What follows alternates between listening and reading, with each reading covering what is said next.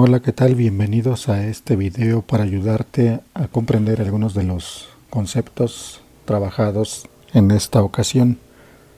Vamos a hablar primero de la velocidad y de la aceleración. Bien, la velocidad primeramente, ya te lo había mencionado en otro video, es una magnitud vectorial, por lo tanto tiene en consideración cuatro aspectos importantes. La velocidad, al ser un vector, tiene punto de aplicación, magnitud, dirección y sentido. ¿De acuerdo? En cambio, la aceleración es una manifestación de esa velocidad. Te lo voy a explicar más adelante con varios ejemplos. Pero ahorita lo que quiero que tengas presente es la diferencia de estos dos conceptos. Primero, la velocidad se ubica en algo que en física se le conoce como MRU. MRU significa movimiento rectilíneo uniforme. En términos prácticos significa que la velocidad de un objeto cualquiera, ¿sí? Cualquier objeto que se vaya a mover, va a permanecer constante, ¿de acuerdo? Eso significa movimiento rectilíneo uniforme. Por ejemplo, si ese objeto se mueve con una velocidad de 10 kilómetros por hora, esa velocidad va a permanecer constante todo el tiempo. No va a cambiar, ni va a aumentar, ni va a disminuir. Y para el concepto de velocidad, en el MRU se usa esta fórmula que está aquí. Se usan otras fórmulas también, pero la fórmula básica que debes tener presente ahorita es esta, donde cada una de estas tres letras tiene un significado. La V significa velocidad, D de distancia y T de tiempo. ¿De acuerdo? Y las unidades en las que se va a medir cada cosa, ahorita te las voy a poner aquí. Por ejemplo, la velocidad se va a medir, por ejemplo, en metros sobre segundo. ¿De acuerdo? Entonces aquí lo vamos a poner. La distancia se va a medir, por ejemplo, en metros. Y el tiempo se va a medir, por ejemplo, en segundos. Estas son las unidades o de las unidades más utilizadas. No quiere decir que sean las únicas. Por ejemplo, la velocidad también se puede medir en kilómetros sobre hora, en millas sobre hora, kilómetros sobre segundo, etc. La distancia se puede medir, por ejemplo, también en centímetros, decímetros, kilómetros, pies, yardas, etc. Y el tiempo también se puede medir, por ejemplo, en horas, minutos, días, meses, años, etc. Pero lo más importante, o la que vamos a usar nosotros, son los segundos. Eso es en lo que respecta a la velocidad y el movimiento rectilíneo uniforme o MRU. Ahora, del otro lado, con la aceleración, tenemos el movimiento rectilíneo uniformemente acelerado. ¿De acuerdo? Repito, movimiento rectilíneo uniformemente acelerado. ¿Qué quiere decir eso y qué diferencia existe con el MRU o movimiento rectilíneo uniforme? Bien, pues el MRUA o movimiento rectilíneo uniformemente acelerado lleva una velocidad distinta todo el tiempo. En cambio, el MRU lleva la misma velocidad todo el tiempo. ¿De acuerdo? Esa es la principal diferencia. Además, para el MRUA, la fórmula básica cambia. Ya no es esta fórmula de aquí.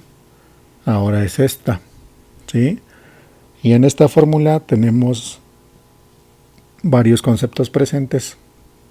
Y por cierto que aquí también se maneja el concepto de velocidad y tiempo. La diferencia es que en esta fórmula ya no tenemos distancia. Lo que tenemos aquí es aceleración. ¿De acuerdo? Que es esta letra de aquí. Y de hecho ese es el significado de cada una. A de aceleración, V de velocidad y T de tiempo. Ahora, igual que la fórmula de velocidad en el MRU, La fórmula de aceleración también va a tener unidades en las que se va a medir esas letras, esas partes de esa fórmula. Por ejemplo, la aceleración se va a medir en metros sobre segundo al cuadrado. Más adelante te voy a explicar qué significa el cuadrado. Tú ya debes de tener referencias porque en matemáticas ya te enseñaron que el cuadrado o el cubo es el exponente de un número, ¿de acuerdo? Aquí no es un número, aquí es una letra que es S, y S es de segundos, pero el cuadrado sigue siendo un exponente. Más adelante te lo voy a explicar un poquito más. Y la velocidad, igual que en el ejemplo de MRU, se va a medir o la vamos a medir nosotros en metros sobre segundo, y el tiempo también se va a medir aquí en segundos. Igual que hace rato, la aceleración se puede medir, por ejemplo, en kilómetros sobre hora al cuadrado o en centímetros sobre segundo al cuadrado, etc. Igual la velocidad en las unidades que ya expliqué, y el tiempo también se puede medir en otras. Pero para términos prácticos, en el segundo grado de secundaria son las unidades que vamos a ocupar. ¿De acuerdo? Bueno, eso es en cuanto a la diferencia entre velocidad y aceleración y los dos tipos de movimientos involucrados aquí, que es el MRU o movimiento rectilíneo uniforme y el MRUA o movimiento rectilíneo uniformemente acelerado. En el MRU la velocidad es constante, en el MRUA la velocidad va cambiando con respecto al tiempo. Y ojo aquí, aguas. Recuerden que cuando hablamos de aceleración, ¿sí?, puede ser que la velocidad aumente o que la velocidad disminuya, ¿sí? No nos confundamos porque en la vida común decimos aceleración y pensamos nada más que es cuando la velocidad aumenta, pero en física no es así. En física, aceleración puede ser positiva o negativa, o sea, que aumente o que disminuya, ¿de acuerdo? Bien. Pasamos al siguiente concepto importante que vas a trabajar en esta semana. Es el de caída libre. La caída libre se relaciona mucho con la aceleración. De hecho, podrían decir que están ligadas. La diferencia es que la aceleración que vimos hace un momento casi siempre se relaciona para objetos que se mueven de forma horizontal y casi siempre con respecto a una superficie. Por ejemplo, este automóvil que está aquí, si estuviera moviendo hacia esa dirección, va sobre el suelo, ¿de acuerdo? Entonces, este ejemplo es de la aceleración que vimos hace rato, de esta aceleración. Pero nosotros aquí vamos a ver lo de la caída libre. ¿Qué quiere decir eso? Que nosotros vamos a trabajar con la aceleración de los objetos, pero hacia el centro de la Tierra, ¿sí? Nosotros tenemos aquí una piedra que se encuentra arriba de un edificio y esa piedra está a cierta altura, ¿sale? Está a cierta altura. ¿Qué altura? Eso no importa. La altura puede ser cualquiera, pueden ser 10 metros, 100 metros, etc. Eso no importa. El chiste es que este objeto se encuentra a cierta altura, ¿sí? Cuando ese objeto comience a caer por culpa de la gravedad, ¿cuál gravedad? La gravedad de la Tierra. Seguramente en geografía o tal vez en algún momento de tu vida escuchaste acerca de la gravedad. La gravedad es una fuerza que se debe a la masa de la Tierra y la Tierra atrae a todas las cosas hacia su centro con cierta aceleración. Este dato que está aquí es el dato de la aceleración de caída de los objetos, ¿sí? Todos los objetos caen con esta aceleración. De hecho, este dato lo deberías tener muy presente, de preferencia apréndetelo de memoria, porque todos los objetos sin excepción, no importa si es una piedra o si es un pedazo de algodón o una pelota, un pedazo de madera, no importa el material de que estén hechas las cosas, ¿sí? Todas las cosas caen con esta aceleración, ¿de acuerdo? Todas, sin excepción. La diferencia para que en ocasiones parezca que unas cosas caen más rápido que otras es el aire, ¿sí? Por culpa del aire es que hay ocasiones en que pareciera que algunas cosas caen más lento que otras. Por ejemplo, si tú dejas caer de la misma altura una bola de metal y una pluma de pollo, pues obviamente va a caer más rápido la bola de metal, pero no por el peso de la bola, no por la masa, no porque la gravedad atraiga la bola de metal más rápido, no. Va a llegar más rápido por una razón muy simple, porque por culpa del aire, ¿sí? Por culpa del aire, la pluma se va a ir deteniendo, y al irse deteniendo, eso va frenando su caída. En cambio, un objeto pesado, más pesado que una pluma, como por ejemplo la piedra que está aquí en este ejemplo, pues va a caer mucho más rápido porque prácticamente el aire no le ofrece ninguna resistencia, ¿sí? Prácticamente el aire no le impide caer. A eso se le llama caída libre, ¿sí? A la fuerza de atracción que ejercen en la Tierra hacia los demás objetos, y cuando no hay nada que los detenga, esos objetos van a caer hacia el centro de la Tierra. Obviamente por causa de que hay una superficie, ¿sí? Por ejemplo aquí, ¿no? Está representada la superficie por el punto donde se encuentra este carro, ¿sí? Como si fuera el suelo. Por causa de una superficie, pues en este ejemplo esta piedra no caería más, ¿no? Se quedaría hasta ahí, ¿sí? Hasta ahí se quedaría. Ya no llegaría más abajo, llegaría hasta la superficie. Pero si no existiera ese suelo, esta piedra seguiría cayendo sin importar nada hasta llegar al centro de la Tierra. ¿De acuerdo? No podría caer más allá del centro de la Tierra, ese es el límite. Y recuerda este dato: los objetos, sin importar su cantidad de masa, su tamaño, su forma sí, pero por culpa del aire, ¿sí? Por culpa del aire es que los objetos pueden frenar su caída. Así que la forma sí tiene que ver, ¿sí? Pero si no hubiera resistencia del aire en los objetos, todos sin excepción, todos caen con esta aceleración. ¿De acuerdo? Así que recuérdalo. Este dato es muy, muy importante. Anótenlo, ténganlo presente, de preferencia apréndanselo de memoria, ¿sí? Esta G significa aceleración de la gravedad. La aceleración de la gravedad no es otra cosa que la velocidad con la que son atraídos los objetos hacia el centro de la Tierra por causa de que tienen materia. Como esta piedra tiene materia y como la Tierra también tiene materia, existe una fuerza de atracción. De hecho, la piedra también atrae a la Tierra, pero como la piedra es muy pequeña, esa fuerza no se siente. Y entonces, ¿quién gana? Pues la Tierra. Por eso es que esta piedra cae hacia la Tierra y no al revés.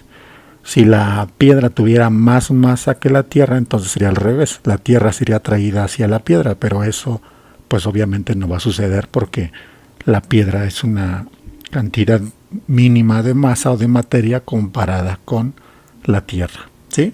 Entonces, cuando nosotros trabajamos caída libre nos referimos a lo que acabo de explicar, y además en este tema de caída libre siempre se van a ver involucrados los conceptos de altura a la que se encuentra el objeto que va a caer, tiempo, el tiempo que va a tardar en llegar hasta donde va a poder caer, en este caso hasta el suelo, la velocidad inicial a la que venía cayendo ese objeto.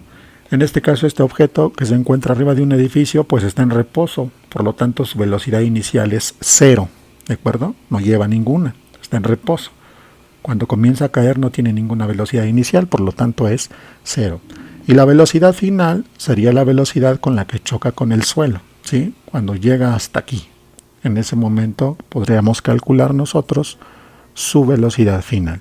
Pero eso lo vamos a ver más adelante con otra fórmula. Si te hiciste bolas en algún momento de este concepto de caída libre, recuerda que puedes regresar el video cuantas veces sean necesarias y seguramente le vas a entender. Traté de hacerlo lo más simple posible. Ahora, en esta semana también vas a ver conceptos relacionados con la fuerza, ¿sí? De hecho, yo te voy a presentar 6 diferentes tipos de fuerza. Pero primero, ¿qué es una fuerza? Puedes definir como fuerza lo que dice aquí, ¿sí? Es todo agente capaz de modificar la cantidad de movimiento o la forma de los materiales, ¿de acuerdo? Ejemplo, tú tienes un mueble en el suelo y está en reposo. El reposo no se está moviendo, ¿de acuerdo? Cuando escuches ese término en física, reposo, significa que algo no se mueve para ninguna dirección, ¿sí? Porque todas sus fuerzas están en equilibrio, por lo tanto está en reposo. Bien, entonces tú llegas y le aplicas una fuerza que vence ese reposo. ¿Qué va a pasar? Lo que pensaste. Ese objeto se va a mover. ¿Hacia dónde? En sentido en el que le estás aplicando la fuerza. Si tú le estás aplicando la fuerza hacia adelante, hacia allá, en esa dirección, se va a mover ese objeto, un mueble, etcétera. No sé, estás empujando a tu hermano porque te está haciendo burla y lo empujaste con mucha fuerza hacia la derecha, pues se va a mover hacia la derecha, ¿de acuerdo? En consecuencia de la fuerza que tú le aplicaste, siempre y cuando esa fuerza sea capaz de vencer su estado de reposo. Por eso cuando, por ejemplo, tú tienes un sobrino muy pequeñito y tú eres ya muy grande comparado con él, si te paras muy bien, pues aunque tu sobrinito te esté empujando con todas sus fuerzas, no te va a lograr mover, porque todas las fuerzas de tu sobrinito no son suficientes para vencer tu estado de reposo. Bueno, entonces aquí por favor también necesito que tomes apuntes, muy importante. 6 diferentes tipos de fuerzas. La primera es el peso, ¿de acuerdo? El peso se relaciona mucho con lo que acabamos de trabajar en caída libre, ¿sí? El peso no es otra cosa que el efecto de la fuerza de atracción de la gravedad de la Tierra hacia las cosas, ¿sí? Todos los objetos son atraídos hacia la Tierra, por lo tanto tienen peso, ¿de acuerdo? El peso se representa con una letra que aquí es la W. En ocasiones también se puede encontrar el peso representado con la letra P minúscula. Si lo encuentras con W o con P, no hay ningún problema. Solamente recuerda que eso significa peso. Y recuerda esto que también es muy importante. El peso es una fuerza, ¿de acuerdo? Es la representación de la fuerza de atracción gravitacional, ¿sí? Por ejemplo, tú tienes una mochila que tiene muchas cosas adentro de ella, ¿sí? Tiene muchos libros, tiene una computadora, está llena de cosas. Como tiene muchas cosas, esa mochila tiene mucha masa, ¿sí? Tiene muchos objetos dentro de ella, tiene mucha masa. Como tiene mucha masa, su peso va a estar relacionado, ¿sí? A mayor cantidad de masa, mayor será su peso. ¿Por qué? Porque para calcular el peso de algo, multiplicamos la masa de ese objeto por el dato de la aceleración de la gravedad que te dije hace rato. Recuerda que G es igual a 9.81 metros sobre segundo al cuadrado. ¿Sí? Por cierto, ese cuadrado significa que cada segundo que va pasando el objeto va duplicando su velocidad. Bueno, entonces, para saber el peso de un objeto es necesario conocer su masa, porque para conocer el peso multiplicamos la masa de ese objeto por la aceleración de la gravedad. Por ejemplo, si tú tuvieras esa mochila que tiene todo eso que te dije hace rato y su masa fuera de 40 kilogramos, ¿sí? Esa es su masa. Para poder saber su peso, para saber el peso, necesitarías multiplicar 40 kilogramos por 9.81 metros sobre segundo al cuadrado, ¿sí? Y la multiplicación de 40 por 9.81, ese va a ser el peso de ese objeto. Y el resultado del peso te va a quedar en una unidad que en física se llama newtons, ¿sí? Newtons, y se pone la letra N mayúscula. Acuérdate de eso, por favor. Si quieres, puedes hacer como ejemplo esta multiplicación. El resultado lo pones ahí y el resultado de esto te va a quedar en newtons. No te va a quedar en kilogramos, no te va a quedar en metros sobre segundo. Te va a quedar en newtons. Y lo que tienes que multiplicar simplemente es el 40 por 9.81. Bueno, eso es en cuanto al peso, que sería la primera de esas fuerzas. ¿De acuerdo? Pero dijimos que eran 6. La segunda de esas fuerzas, que sería esta, se llama fuerza normal. La fuerza normal no es otra cosa que la fuerza contraria al peso de los objetos, ¿sí? Por ejemplo, aquí, ¿no? Tenemos este libro que está aquí sobre una mesa, al parecer, sobre un mueble. Ese objeto, por tener masa, ¿sí?, tiene un peso hacia el centro de la Tierra. Acuérdate que el peso es la fuerza de la gravedad de la Tierra, ¿sale? Entonces, como este libro tiene masa, tiene un peso. Su peso sería de aquí hacia abajo, ¿sale? Y la fuerza normal sería de aquí hacia arriba. La fuerza normal es la fuerza contraria al peso y va exactamente como lo indica esta flecha, en sentido opuesto al peso. En el caso de la fuerza normal no nos vamos a meter mucho todavía porque es un tema que vamos a ver más adelante. Ahorita nada más quiero que entiendas que es el opuesto del peso y que va en sentido contrario, ¿de acuerdo? Bien, ahora tenemos otra fuerza que sería la tercera. La fuerza 3 se llama fuerza de fricción. La fuerza de fricción no es otra cosa que el contacto que existe entre dos objetos. En este caso, la fuerza de fricción está representada por una polea, ¿sí? Esto es una polea. Para que funcione una polea se necesita siempre una cuerda, ¿sí?, una fuerza aplicada y un objeto a levantar, que aquí se le llama resistencia.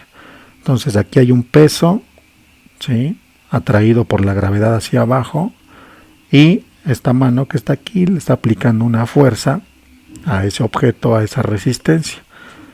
Cuando esta fuerza sea mayor que esta resistencia, el objeto va a subir, ¿sí? Este objeto va a ir hacia arriba. Pero si esta fuerza es menor, ese objeto no se va a mover, se va a quedar ahí, ¿de acuerdo? Y la fricción se está dando aquí, en la cuerda, con la ruedita, ya que están en contacto en el momento en que la cuerda se está desplazando, ¿de acuerdo? Bien. Ahora, eso es en caso de la fuerza número 3. Hay otro tipo de fuerza muy parecida a la fuerza de fricción, que se llama fuerza de rozamiento, que es esta que está aquí, ¿sí? Pues la fuerza de rozamiento y la fuerza de fricción, de hecho muchos dicen que es la misma. En este caso aquí está separada. Y si te das cuenta tiene lo mismo, tiene una fuerza y tiene una resistencia. Aquí está F y R, F de fuerza y R de resistencia. En este dibujo está una persona que está empujando un mueble, trata de empujarlo hacia esta dirección, ¿sí? Como este mueble está en contacto con el suelo, existe esta fuerza de rozamiento.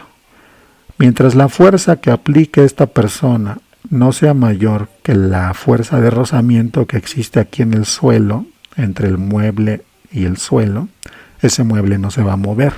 En el momento en que esta fuerza sea más grande que la fuerza de rozamiento, este mueble se va a desplazar. Seguramente esto tú ya lo has experimentado. Si alguna vez te has cambiado de casa y has movido tus muebles, has acomodado cosas, ¿sí?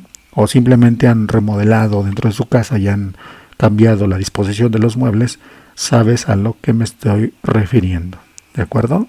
Bien, seguimos entonces. Esta fue la fuerza número 4. Vamos con la fuerza número 5. La fuerza número 5 es la fuerza elástica, ¿sí? La fuerza elástica se relaciona mucho con la fuerza, por ejemplo, que se le ejerce a un resorte, ¿sí?, o a una liga. Por ejemplo, en este dibujo tenemos aquí un objeto que podría ser de metal, por ejemplo, y este símbolo que está aquí en zigzag no es otra cosa que un resorte, ¿sí? Esto es un resorte. Entonces, esta bola le está aplicando o le podría aplicar una fuerza según esta flecha en esa dirección, ¿sí?, para comprimir ese resorte. Entre más fuerza le aplique en esa dirección en la que yo estoy dibujando esta flecha, ese resorte se va a comprimir y se va a llenar de algo que en física se llama energía potencial, ¿de acuerdo? Cuando llegue a la máxima capacidad en que este resorte se puede comprimir, va a tener el máximo de su energía potencial. En el momento en que suelten esta esfera, este metal, este objeto que está presionando ese resorte, en el momento en que lo suelten, la energía potencial acumulada en el resorte va a hacer que ese mismo se vaya hacia allá, ¿de acuerdo? Y si este objeto no estaba amarrado al resorte, pues va a salir disparado.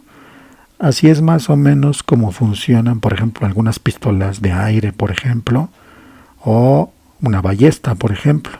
Así funcionarían con este tipo de fuerza elástica. Bien. Y por último, una fuerza muy importante porque rige mucho acerca del comportamiento de los cuerpos en el universo, no solamente de los cuerpos pequeños como las personas, sino además, por ejemplo, el movimiento de los planetas, las estrellas, las galaxias, etcétera, es la fuerza gravitatoria, que sería la número 6.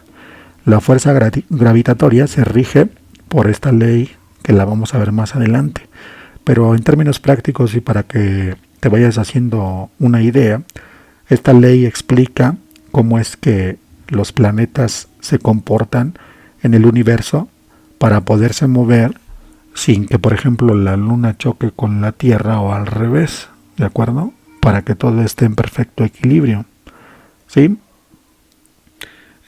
Por ejemplo, aquí dice algo muy importante, ¿no? Dice que el campo gravitacional de la Tierra causa la aceleración en la Luna y en la manzana, ¿sí? Por ejemplo, en la manzana, ese campo gravitacional es el causante de que esa manzana caiga hacia la Tierra, hacia el centro de la Tierra, como ya lo habíamos explicado. Y en la Luna, ese campo gravitatorio es causante en gran parte de que la Luna gire alrededor de la Tierra. ¿De acuerdo? Bien. Más adelante vamos a entrar en detalles, sobre todo cuando veamos las leyes de Newton. Ahorita no nos vamos a meter en eso porque sería perder demasiado tiempo, y lo que importa ahorita es que conozcas los 6 tipos de fuerza. Primero, el peso, ¿sí? Relacionado íntimamente con la masa. Segundo, fuerza normal, opuesta al peso. Tercero, fuerza de fricción, que se da cuando dos objetos están en contacto. En este caso, por ejemplo, en una polea y una cuerda.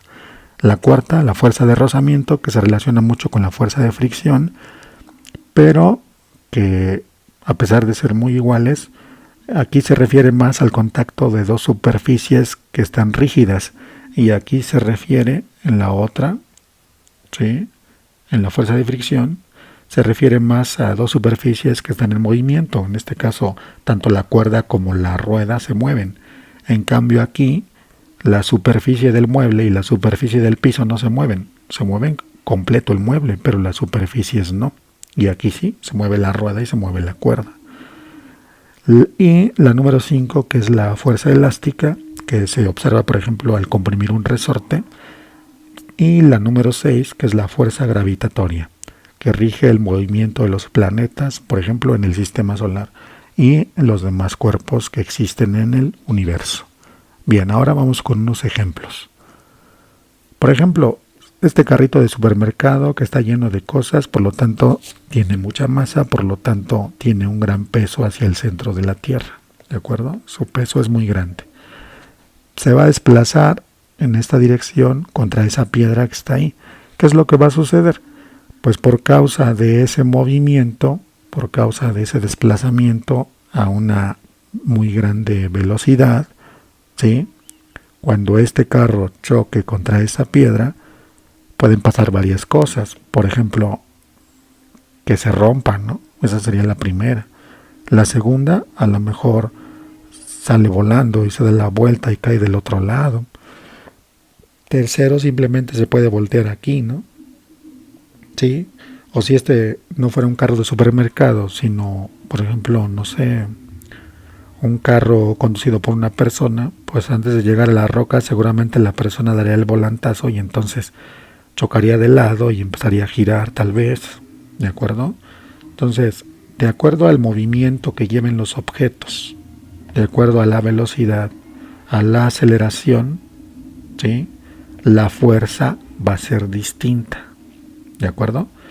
Como esta roca es muy grande, este objeto lo más seguro es que al chocar con ella simplemente se rompa. Pero dependiendo del objeto, podría, por ejemplo, cambiar su trayectoria. Por ejemplo, si esto en lugar de ser un carro de supermercado fuera una pelota, ¿sí? Seguramente no se rompería, seguramente cambiaría su dirección o rebotaría, ¿no? ¿Sí? Si esto fuera una pelota, al chocar con la piedra, no se rompería ni nada, simplemente rebotaría tal vez al mismo lugar o tal vez rebotaría en otra dirección, ¿de acuerdo? Entonces recuerden eso. Dependiendo de la velocidad, la aceleración, ¿sí?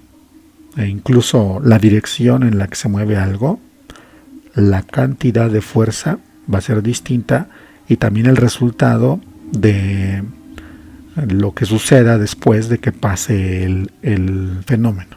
¿De acuerdo? Bien. Otro ejemplo. Para poder salir un cohete de la Tierra, para poder vencer esa gravedad, que es muy grande, esa gravedad que es culpable de que exista el peso, ¿sí? Este cohete es muy pesado porque tiene mucha masa. Por lo tanto, necesita demasiada fuerza para poder salir, para poder irse de la Tierra. Sin embargo, sí existe porque ya existen los viajes espaciales, ¿no? Ya ha habido muchos cohetes que han ido a la Luna, a explorar algunas otras partes del sistema solar, etcétera, etcétera. ¿De acuerdo? A Marte se supone que también ya enviaron algunos exploradores. Entonces, para poder vencer la gravedad terrestre, este cohete necesita muchísimo combustible. Por eso si pones atención, debajo de él se nota, aquí en esta parte, se nota todo el combustible que está haciendo propulsión en este momento para que este cohete pueda irse de la Tierra. ¿De acuerdo? Y en verdad se requiere una gran cantidad de combustible. Por eso el viaje espacial es demasiado caro. Entonces, recuerda, todo lo que hemos estado hablando, por ejemplo, se relaciona aquí con esto, con el viaje espacial, ¿de acuerdo? Vencer la gravedad terrestre para poder salir de ella, y eso requiere mucha fuerza. Y para lograr esta gran fuerza que se necesita para salir de la Tierra, se necesita mucho combustible. Bien. Otro ejemplo de la aplicación de las fuerzas y de los conceptos que hemos estado manejando, por ejemplo, es si un cometa llegara a venir contra la Tierra, ¿sí? Su resultado sería devastador, porque un cometa en primer lugar viaja a miles de kilómetros por hora, ¿de acuerdo? En segundo lugar, la mayoría de ellos son muy grandes, no tan grandes como la Tierra, pero son muy grandes, y al momento de impactar con nuestro planeta, los resultados serían devastadores, ¿de acuerdo? Hay muchas películas al respecto, ¿sí? Pero en un sentido muy estricto, pues podrían llevar a nuestro planeta hasta la destrucción incluso, ¿no? ¿De acuerdo? Hay una película muy famosa, que ya es vieja, que tal vez tú no hayas visto, pero seguramente tus papás sí. Se llama Armageddon, con Bruce Willis. La pueden buscar para que piensen, imaginen lo que sería en caso de que un objeto de esas dimensiones que aplica mucha fuerza pudiera chocar con la Tierra, que a pesar de que la Tierra es un planeta que no es tan pequeño, tampoco es muy grande, pero no es tan pequeño, a pesar de eso, un cuerpo de estas magnitudes podría llevar a nuestro planeta hasta la destrucción, hasta llegar a esto, ¿de acuerdo? Ojalá eso nunca pase, pero es más que nada para que tengas presente todos los conceptos que hemos manejado y que están presentes en todo, ¿no? Hasta en lo que no nos imaginamos como esto, ¿sí? Conceptos como fuerza, aceleración, velocidad están presentes aquí.